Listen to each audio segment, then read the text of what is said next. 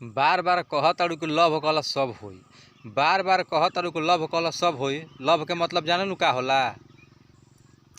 आई के ध के, एल के हिला के, ओ के दबा के, आ भी में डाल के, आ ई के आवाज़ आई तो जनिह कि लव हो गइल बा। I love you.